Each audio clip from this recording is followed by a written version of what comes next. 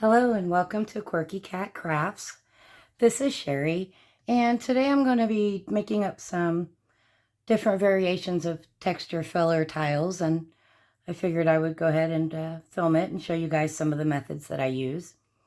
Fair warning before we even get started, both of my personal quirky cats have been very chatty today, and so there's a very good possibility you'll hear one or both of them at some point through the course of this video. So that's just them saying hello. Anyway, this is a project I did about a year ago, and it's just like a red and black check box.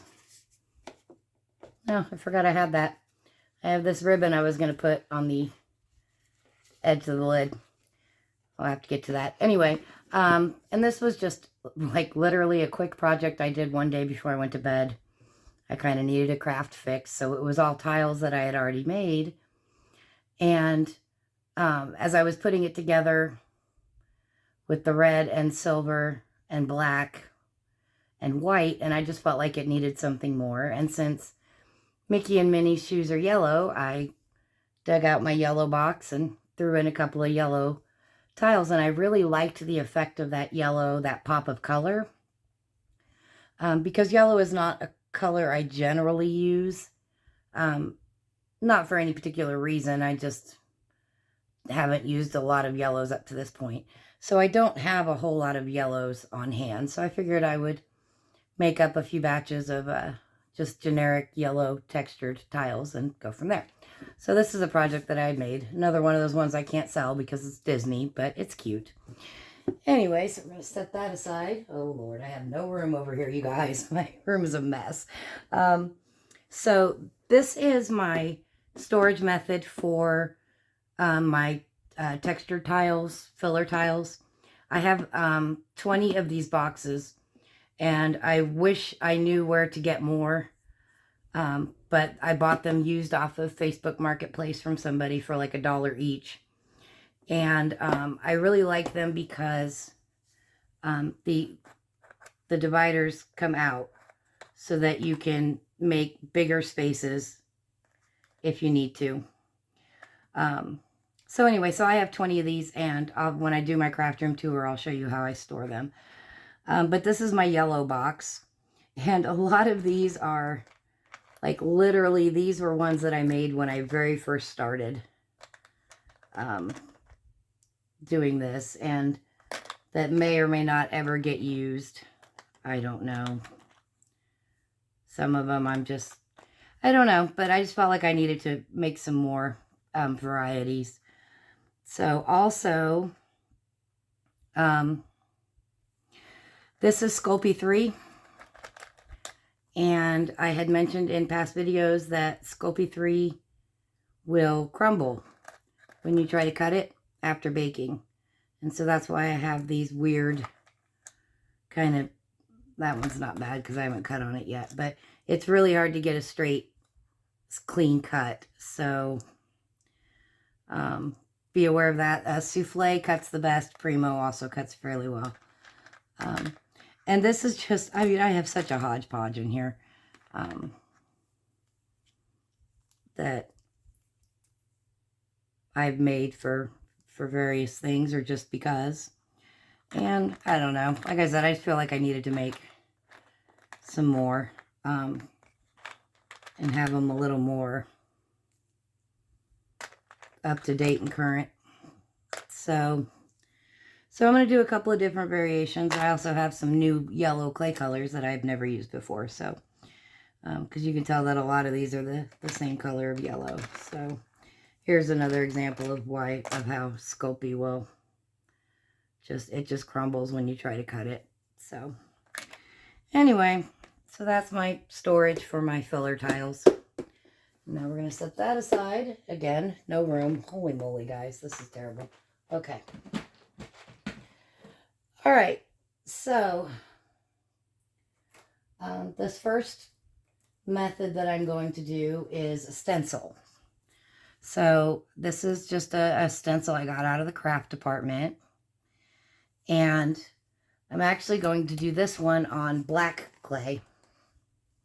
So I've already conditioned and laid all my clay out so that you didn't have to sit and watch me do all that. So this is a piece of black clay. This particular brand of black clay is the Craft Smart brand.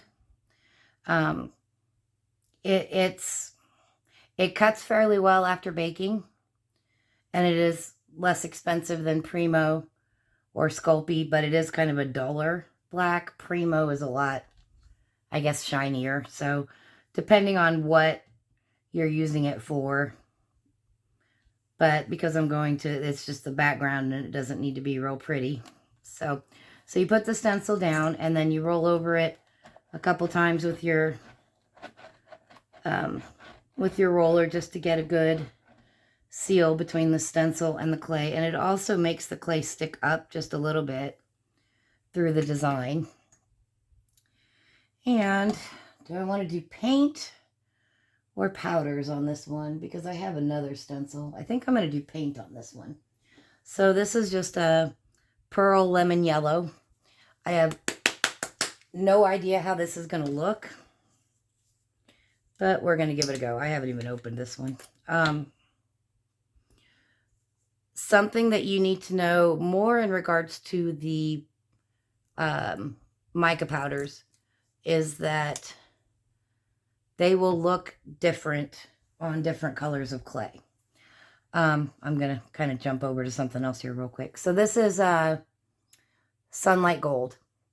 And what I did was I did a little, basically I just cut out a bunch of squares and then cut them in half to make triangles. And I did a sample of the color on black and white clay so that I could see how it would look on each type of clay. But when you do it on a colored clay, it's going to look different as well. And also because it could pick up some of the color from the clay. So like if I wanted to do blue on top of the yellow, there's a very good possibility it would turn green on me. So it's always a good idea if you're not sure to test a little bit of it out on like a, you know, on a little piece of scrap clay and see how it looks. And also,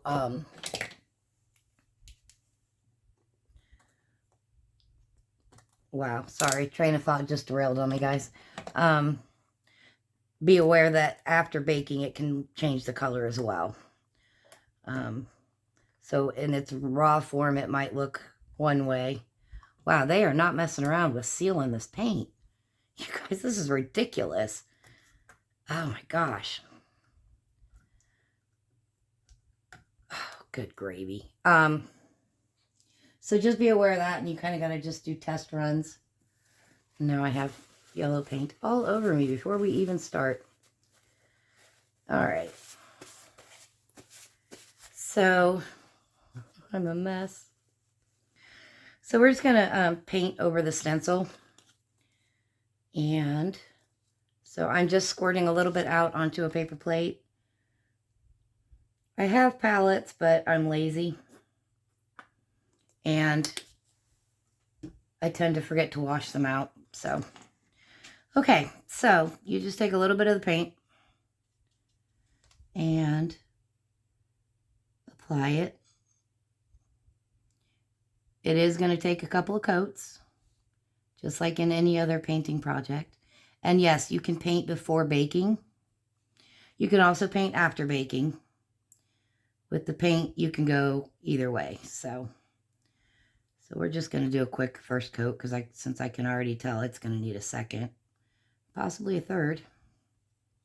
Should have used a bigger brush. So anyway, and I don't even know how this is going to come out. A lot of times it's just trial and error. And sometimes I'll make some up and I'll think, oh, this is going to look great. And then after they're done, not so much. I used to save all of them. But now that I'm in year 4 of this project of this craft, and space is limited, and just being realistic and appreciating the journey and the knowledge that I gained but then also being honest and saying, okay, this is not one I would ever use on a project, and letting it go. So,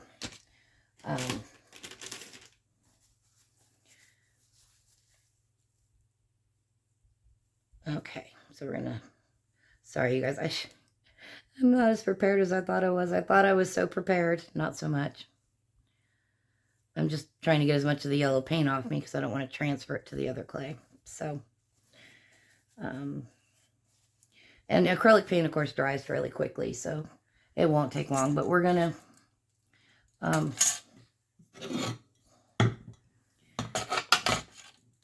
release it from the tile with your blade. And then I'm just going to set it on here and set it aside and let that first coat dry, and we'll do something else. This is another stencil that I thought would be pretty. What color do I want to do this one on? Kind of think this one. And no, that's my souffle. I don't want to do it on the souffle. Let's do it on this one. No, actually, I do want to do it on the souffle. Okay. I'm sorry, you guys. So the souffle clay cuts really, really well after baking. So if I'm doing something where I know I'm probably going to be trimming it down to some extent, I'll want to do it on souffle clay because it will cut easier. So put stencil down, give it a couple of rolls with the roller. You don't want to push too hard. You don't want to squish your clay all flat and have it all uneven. So, and I think we're going to do white with this. So this is Sparkling Pearl White. That's what it looks like on white clay. We're going to see how it looks on the yellow clay. And I don't have my, darn it.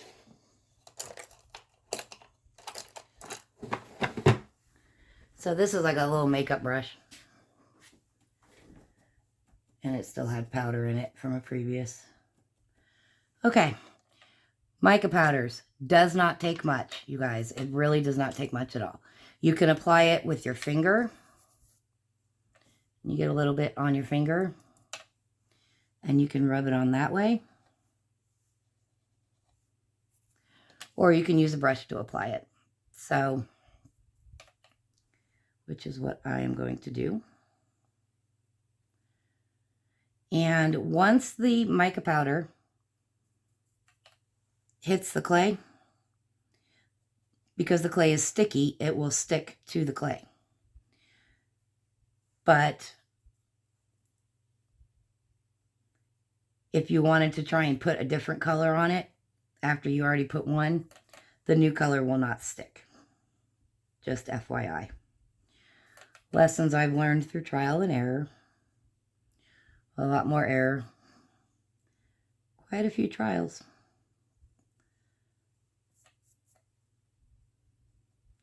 And the experts would say you need to wear a mask when you're using mica powders because you can breathe it in and it gets in your lungs and yada, yada, yada. Definitely a possibility, but this is what I do. I think that's more for if you're using a lot of it on a large project, but can you see this at all on the camera? I don't know.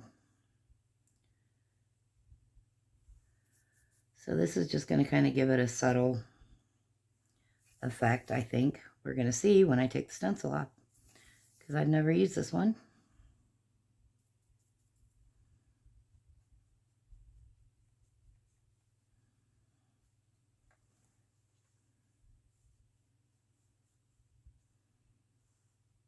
Think I got it all? Yep, I think I got it all. So knock the extra powder off so I don't forget. Put the lid back on, because gosh, if this spills, it's a mess, you guys. Speaking from experience. Okay, baby wipe, because as soon as you take the stencil off, you're going to want to wipe it down. Just peel it up. I'm going to give it a quick wipe, get that extra powder off.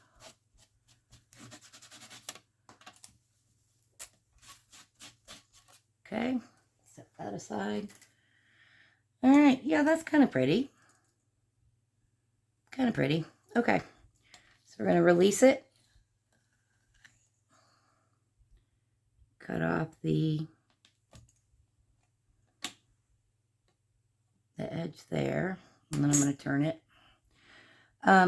So this is just a glass cutting board. I got it like Walmart in the kitchen section. And I keep it over my mat because then I can see my grid lines through it, and because I can't cut a straight line to save my life, you guys. So that's what I use to kind of try and keep stuff straight and centered. So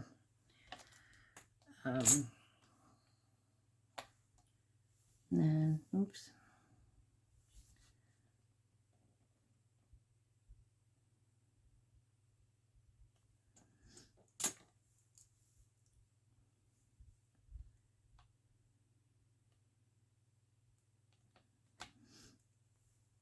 And you can just mix that in with your unused, and it'll, as you run it through your pasta machine, it'll blend in and it won't mess up your clay. Or if you're worried about it, if it's like a very contrasting color, you can always, you know, throw that part away, I guess. But I already can tell I need to fix this because it's crooked. Crooked. Yeah, it was definitely crooked. There we go. That's better. Now, because this is the souffle and it cuts well after baking, I have to decide whether I'm going to keep it as one piece or whether I want to go ahead and like cut it into strips or something. Something else that I do, I have a lot of pre-made glitter tiles that are 1-inch square. So when I'm doing the filler tiles, sometimes I will cut them into 1-inch strips because I know they'll line up with the glitter tiles to help fill a space evenly. And so I kind of think that's what I'm going to do here, is just kind of make a couple of 1-inch strips. And if my head is in the shot, I'm sorry. You want to go straight down with your blade and then straight back up. Straight down and straight back up. Like that. And then I got these tiles from like Home Depot. They were like a discontinued. And they're just like floor tiles. But they work well in my toaster oven. So, all right, so we're going to pick this up and put it on the tile. And then that will go into the oven to be baked. Make sure that it is the way you want it before you bake it. Because this is, you know, it's easy to distort. Like if you were going to go put this down and it was like that, and you baked it like that, that's how it's going to come out. So you have to make sure that it's straight before you bake. Okay? So that is that one. And then we're going to go back to this one. And like I said, I don't even know if this is going to work. I'll tell you what, one coat of yellow paint didn't really seem to show up too much, did it? Let's try a second coat, see how the second coat comes out. This may not work at all. See, this is why I bring you guys along. So that you can learn with me and then hopefully not waste supplies. I can't believe that both my cats have decided to be quiet. They have literally not stopped talking for about the last 2 hours. And then as soon as I start talking to the camera, now they're being quiet. Of course, now that I said that, who knows? So, okay, so for those of you that have watched other videos of mine, and I've mentioned that I am a truck driver by trade. It is a regional run, so I'm home every day. I drive overnight and I sleep during the day. And we do have some stray cats in our trucking yard that I feed. And this morning, only one of the cats came out. It's a black one I call Midnight. But as soon as he came out to be fed, it became like a feeding frenzy, like a shark feeding frenzy of raccoons. There were 26 raccoons that, when I say came out, there's a hole in the fence, in the chain link fence. And that's where we leave myself and another driver leave the food for the cats. And that's now where the raccoons congregate, but they don't stay on their side of the fence anymore. And I had my windows down on my car because I had pulled my car back there. And I had two raccoons come into the window of my car while I was still sitting in my car. And so then I jumped out the driver's side and I had several more climb in. And the cat food was in the trunk, and I had them getting in the trunk, and I kept trying to, back them off, and they know that I'm the food lady now, and they have no fear. So poor Midnight, the cat, I had to throw him up on the roof of my car for him to eat, and just kind of stood guard for him so that he could eat his fill before the raccoons ate it all. So it was a crazy morning. I was there for over an hour waiting for the raccoons to kind of chill out and go on their way. So, all right, we're going to probably do a third coat on that. So let's move on to something else. How about a texture sheet, which is different from a stencil. So this is just plain yellow, Sculpey yellow. And again, it will not cut well after baking. So this I will cut down before I put it in the oven. So this is a texture sheet. It's made for clay, but you can also use the ones that they use for baking, for like the fondant or whatever, to make impressions in the clay. So this is just kind of a circular bullseye kind of pattern. And this is reversible. So depending on what side you put down will determine whether the thicker part stands up and the thinner lines are pressed down, or vice versa. And I know I'm going to rub mica powders on this one, so I think we want the thin lines standing up. So you put the texture sheet down on your clay, give it a good roll, and on the texture sheets you need to do a little bit harder than you do with the stencils, because you need the clay up into all the little nooks and crannies to get the right look, the right effect, so to speak. So there we go. I think that's good. And then we're going to peel this up. See right here, I didn't press hard enough. So when I cut it up, I'll just use this part over here, this part, and not use that part there. So that's a lesson of when you don't press down hard enough. And I don't think I could line it back up properly. So anyway, all right. So for this color, this is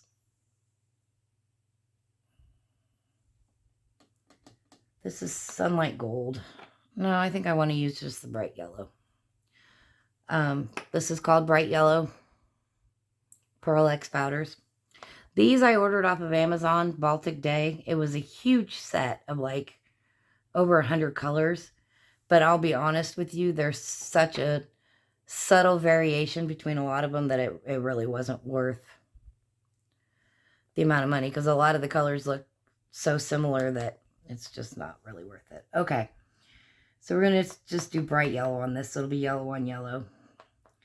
And on this one, because it's texture, you don't want to use the brush, because the brush will get the powder down inside the design, and you just want to get the ridges. So I'm going to take a little bit of this out and put it down on the cutting board, because you also need to be careful that you don't have clumps. All right. So you get some on your fingertip, tap, make sure you get all the loose stuff, and then you just lightly rub it on the designs.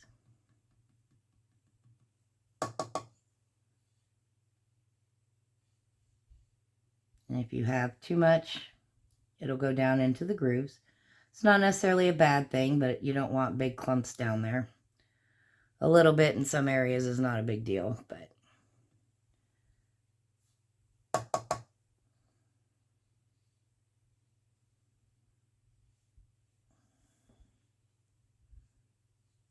yeah, see, I can already tell that's not going to work. So we're going to skip it. Not going to waste the powders.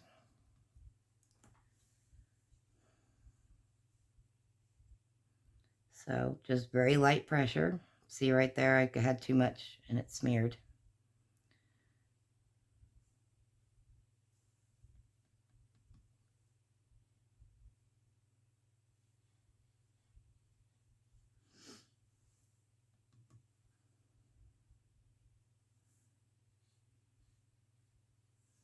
See, I forgot to tap off the extra. That's what I get for not paying attention.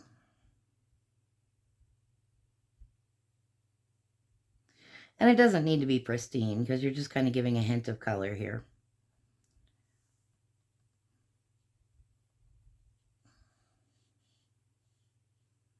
All right, I think we're going to call that good.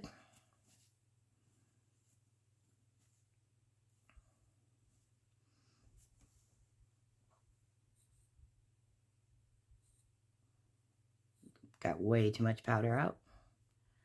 So I'm putting as much of it back in to the container as I can.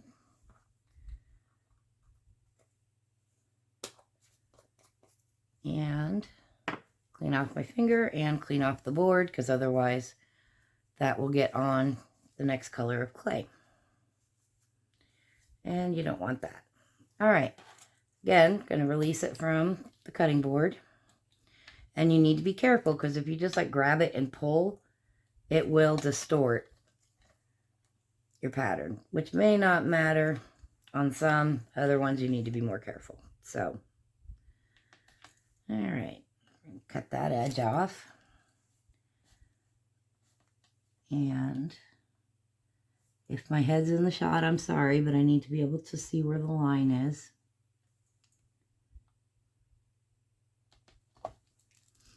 And again, this is Sculpey 3, so I'll be cutting it into shapes before I bake. So,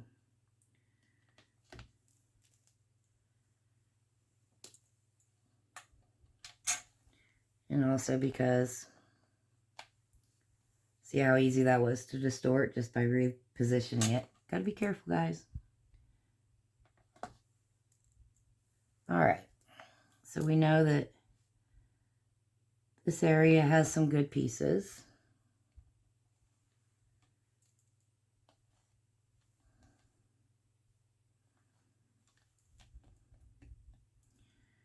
This area has some good pieces. And that's all not good. So that goes away.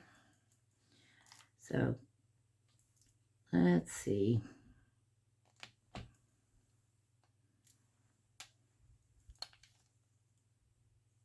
So is this showing up on the camera at all? I hope so. I don't know. I've never really tried filming this. And we want little pieces, because generally filler is to fill in small gaps. So I'm going to scoop it up, put it down on my baking tile over here off to the side. Let's do this piece. That's no good. And that's no good. But that's okay. So, because again, these are not going to be trimmable once they're baked. So, all right. So, and I like to do strips and like elongated pieces, because I have so many tiles, like pre-made store-bought tiles that are perfectly square. And so,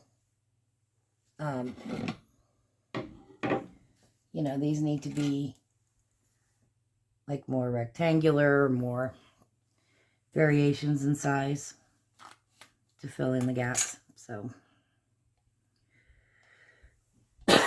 excuse me guys, sorry. All right, straight down with the blade.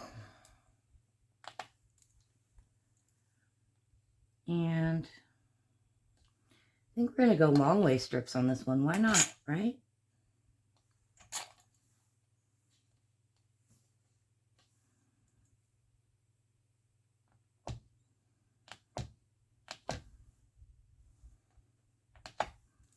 There we go.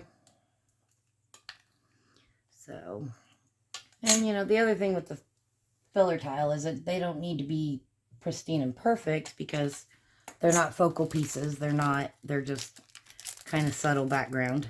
So, clay and wood, not a good combination.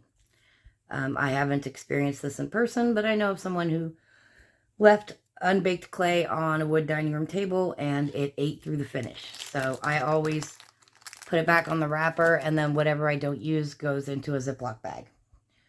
So, all right, you guys, we're going to try one more coat of paint on this, and then we're going to peel the stencil off once that last coat dries, and we'll see if this little experiment worked or not, because I'm not 100% sure. We'll find out together. We'll do it together. It'll be a little adventure. All right, one more good coat.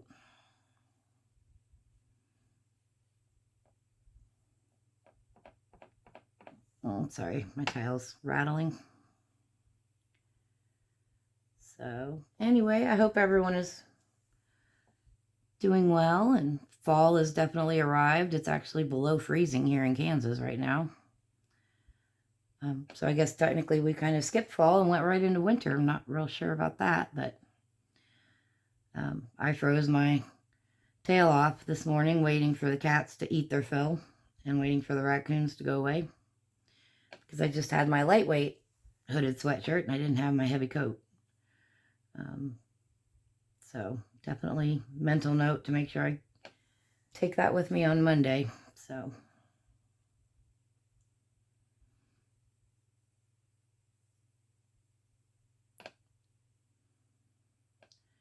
all right, paintbrush in the water, get that out of the way, set that aside and let it dry, and let's do something else. Okay, so that's texture sheets and stencils.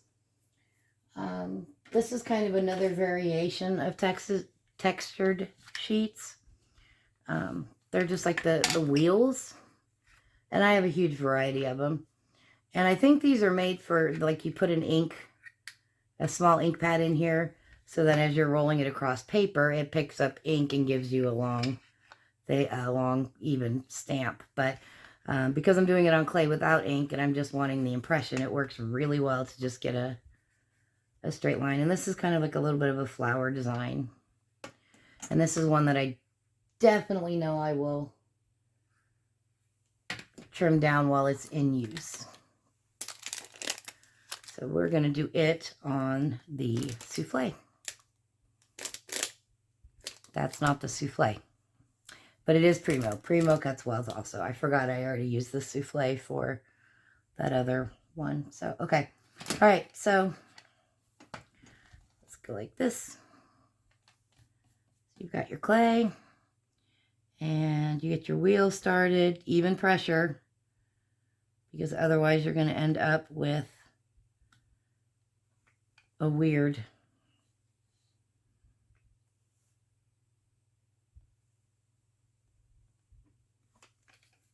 so that gave us a couple of rows of that.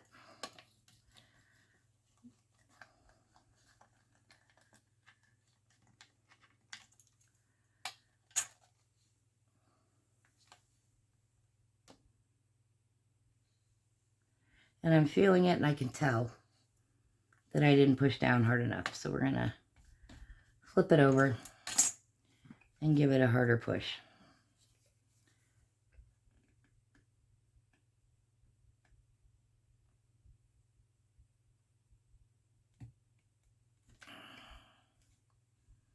There we go, much better.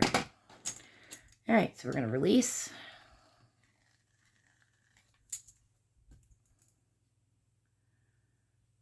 And since there's a line right there and I'm not going to want that in my project, we're going to get rid of that. Just doing a quick cut down so that it's, oops, a little bit easier to work with.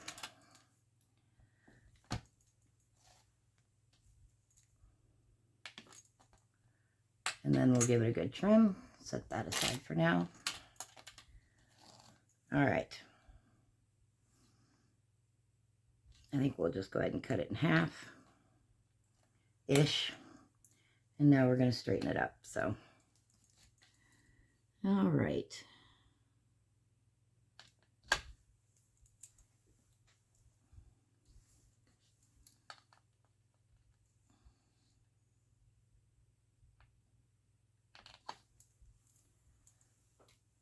Cleaning up the edge a little bit, and then do the bottom part.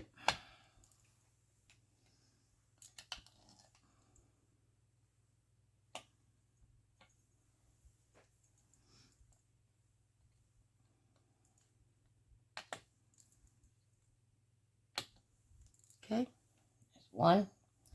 Sorry, guys. Okay, and then we'll do this other one real quick.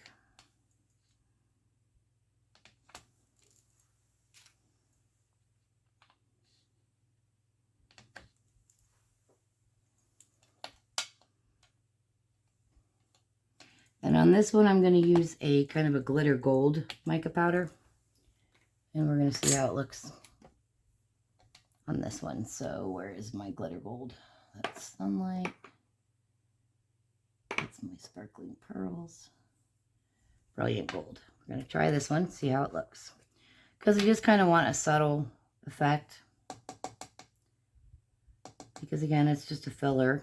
It's just take up space. You don't want to draw the eye away from the focal tiles. So, oh yeah. You guys seeing that? Holy moly, that's gorgeous. Woohoo, I like this one. Do you guys like my holy molies and my dag nabbits? I am a truck driver. I do speak truck driver fluently, but trying really hard to keep this rated G. Hence the holy golly gosh gee willikers. We'll see what kind of new ones I might come up with through the course of this. Lord knows I make up new 4-letter words when I'm driving down the road. So, especially if somebody cuts me off in the truck, because you guys, seriously, it takes the length of 3 football fields, almost 300 yards, to stop a truck. And it scares me to death every time a car passes me and cuts right back over in front of me. Because what if something happens? What if an animal or a child or something runs out in front of you, or you blow a tire, or another driver isn't paying attention and they sideswipe you and you come to a dead stop? I'm not going to be able to get stopped in time. And I don't want to rear end anybody. I don't want to hurt anybody. I don't want to live with that. So there's my little driver tip for the day, you guys. When you're passing a truck, you don't need to come over as soon as you clear our bumper. We actually prefer if you wait a substantial amount of time. Like even like 0.2 of a mile, go to the next mile marker before you come back over. Yeah. Just my little driving tip for the day. So, all right. So there's these 2 little strips. Those are kind of pretty, don't you think? I think. So we'll get those on the baking tile. And then we're going to do some stamping too, you guys. You excited? I'm excited. All right, let's see what I got here for stamps. I pulled out a few. Just trying to be prepared beforehand. So I have some that are clear acrylic stamps. Can't really see. Can't really see. I need a piece of paper. I need a white paper towel. Paper towel will work, right? Short one. So you can see better. Aha, much better. So I pulled out these. So like I think I'm going to stamp that one in gold ink. Definitely going to stamp these in black. It'll be a nice little pop. And then I don't know on this one. Probably gold again. I also have some wood-mounted stamps. And you don't have to do ink with these either. You can do just the impression, just like you did with the texture sheets and the texture wheel. You can also do that with the stamps, get a good impression, and do the mica powders. But I did quite a few with mica powders already, so now I kind of want to try and do some variations. So got a couple more colors of yellow that I haven't used yet. So this one kind of makes me think of like sunbursts. I think we're going to do this one first. So we set these over here for now. And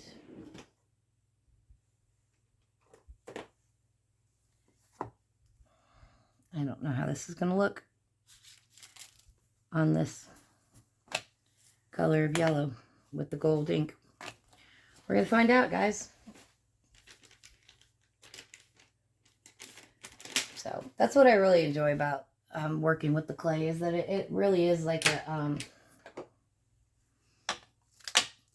it's just kind of a journey of discovery, you know, what's going to work, what doesn't work, things like that. Okay, this is like bonded to the plastic. So I'm going to put a little piece of double-sided tape on my stamping block.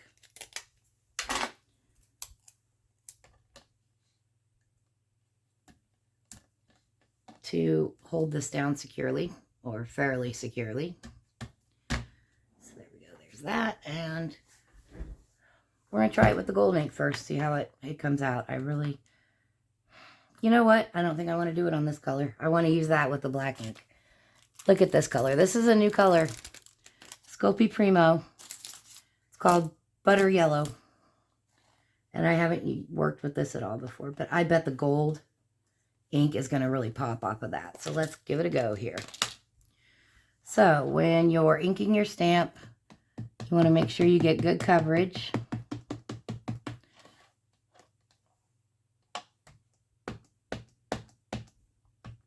Make sure you don't miss any lines. But you don't want to push down too hard with the ink pad, that the ink kind of oozes out and gets down in between and off the edges. So I think that's good. All right, let's give this a go, you guys. You ready? When you're stamping on the clay, you want to make sure you don't, just like stamping on paper, you put it straight down and then push. Because you don't want it to move and then you'll get like double images, and that's not a good thing. So straight down, give it a good push, even pressure. If you need to stand up and get a better angle, definitely do so, because you know, if you pick it up and you didn't press hard enough in the middle and it messes it up, you'll be disappointed. And I don't want you to be disappointed. I want you to be happy. All right, should we take a look? Here we go. Ooh, can you guys see that? That's really pretty. I like that. I like that a lot. Where's my wet wipe? Clean your stamp. I always clean right away so that I don't forget. And these are just baby wipes that I use. Okay, so there's that one. Peel that off. And I had a cover for this one, and I don't know where it went. It'll turn up. It'll turn up. So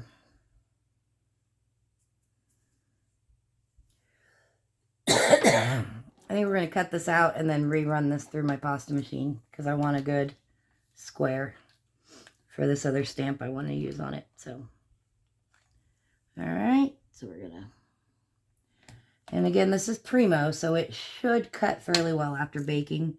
So I'm probably going to bake this as is.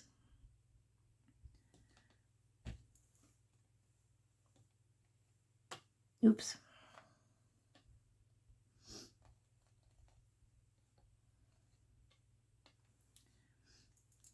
So, what do you guys think of this one? I kind of think that's pretty.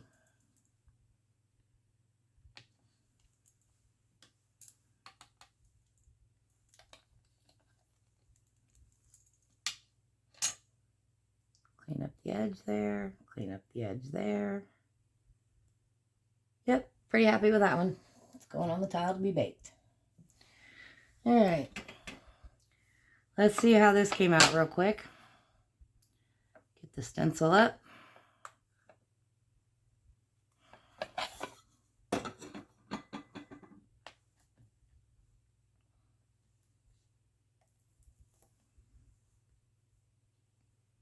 That came out all right. A couple of places where the paint oozed under, but for the most part, came out all right.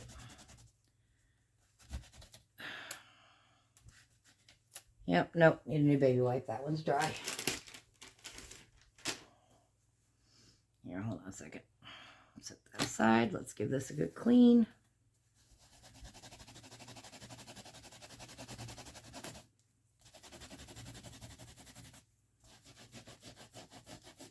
Good gravy.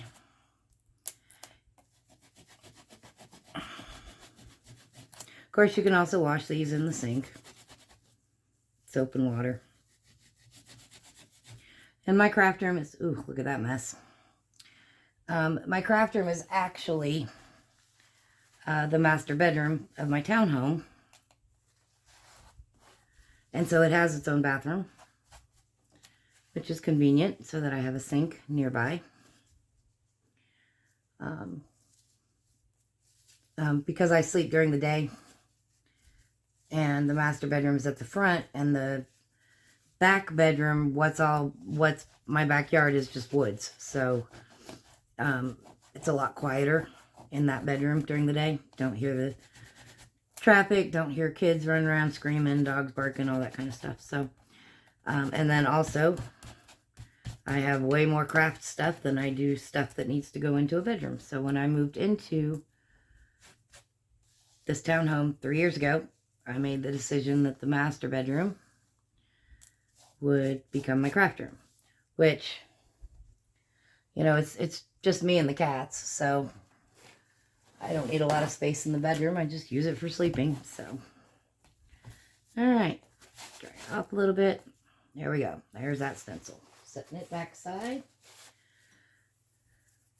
My hands are sticky and I do not know why.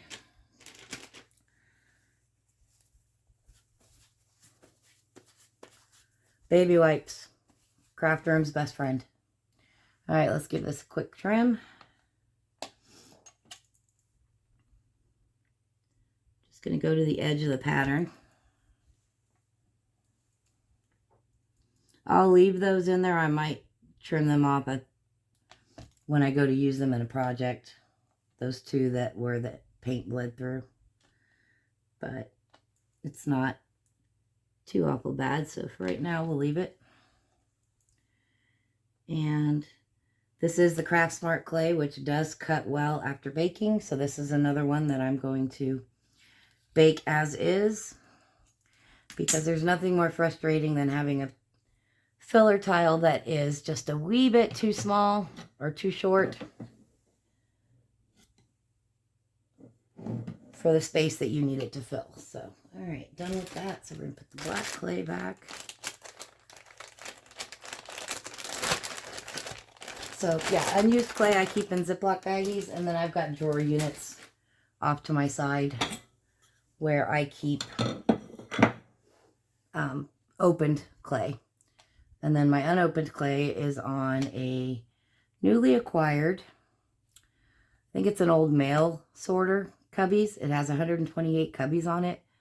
And I'm so excited to get my clay all put away and get each cubby labeled with the color.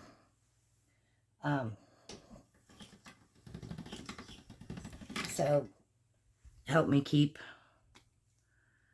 my clay organized, and then recognize when I'm getting low on a color, especially a color I might use often, so that I know I need to order more, so that I don't get into the middle of a project and go for another brick of a certain color of clay, only to discover I don't have it. And since my crafting is usually occurring at like 3 o'clock in the morning, that would not be a good time to discover that you don't have the color of clay that you need. Okay, so this is a recollection stamp. Doesn't have a name, but it's kind of an interesting pattern. And so I think we're going to do that with the gold as well on this piece of the butter yellow. I've used this stamp before in this method, and I really like how it comes out. So, all right, so we're going to get the, oops.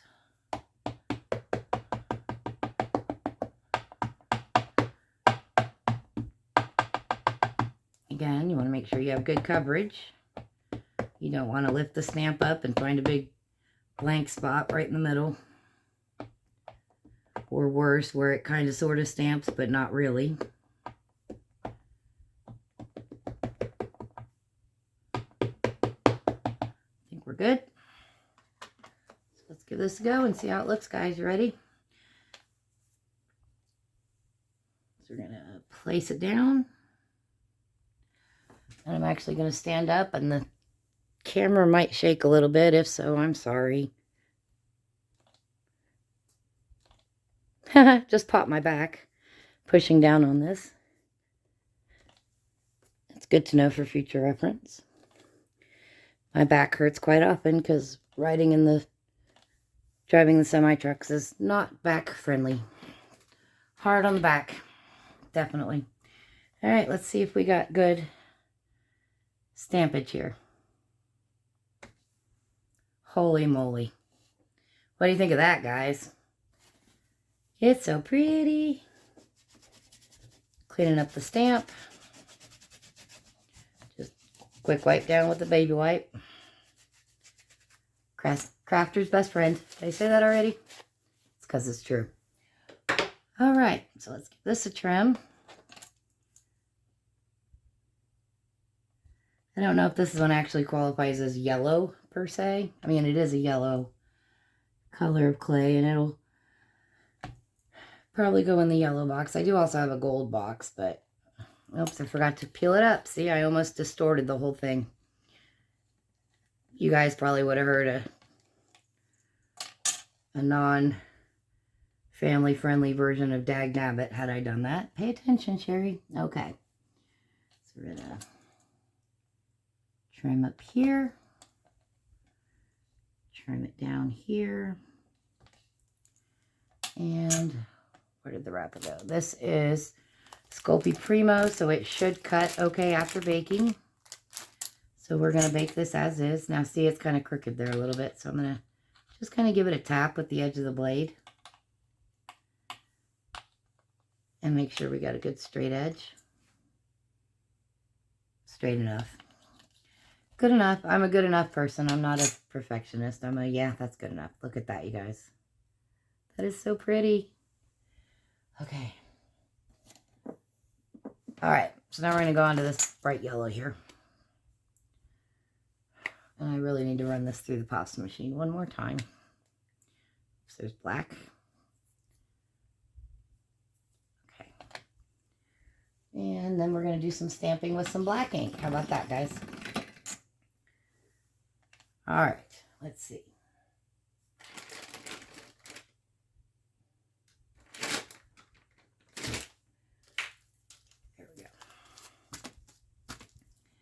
All right.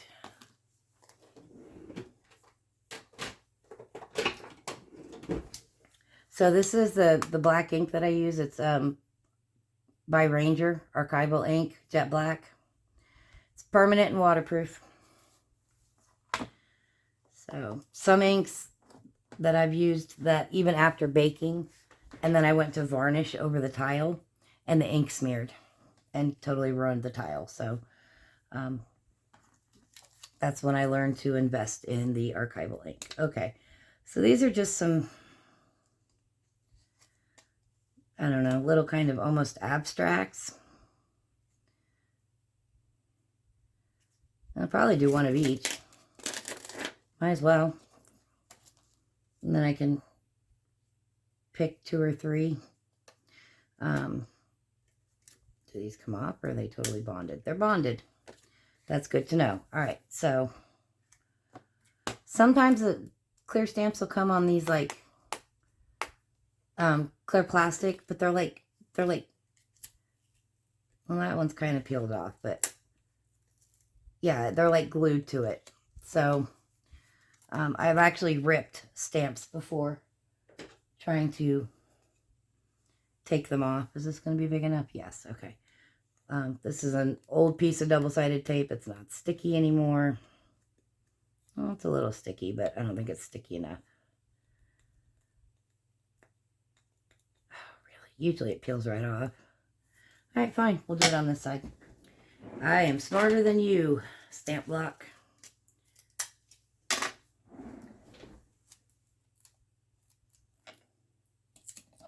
Okay, so we're going to do the whole sheet and see how it comes out. So, all right.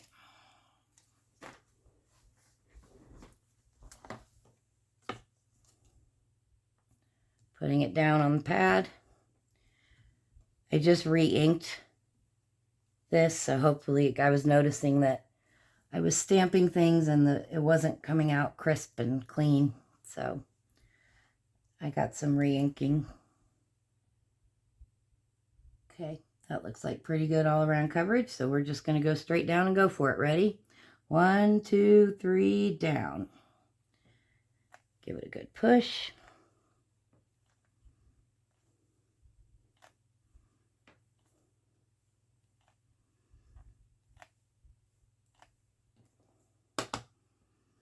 All right, and then remember how I taped this to the block? We want to make sure that it doesn't stick to the clay and then kind of sort of come loose and fall back down. I've had that happen. So yeah, I can already tell that's what's going to happen. So we're going to get the corner of the plastic here, the corner of the plastic here, and go straight up. See, that one didn't quite stamp properly. See? But you know what? It's an abstract and nobody's going to know that there's an issue there. So we're going to clean these off real quick. Or I might just turn that one a little bit higher up. Wow, that's some wet ink, you guys. I might have to let that sit for a minute before I trim it. All right. That's cleaned up. All right, so there's some variations and examples of how I make filler tiles. And so I think we're going to call it good for now. And I'm going to get these in the oven and go from there. So I think that's it for now. So thank you so much for watching.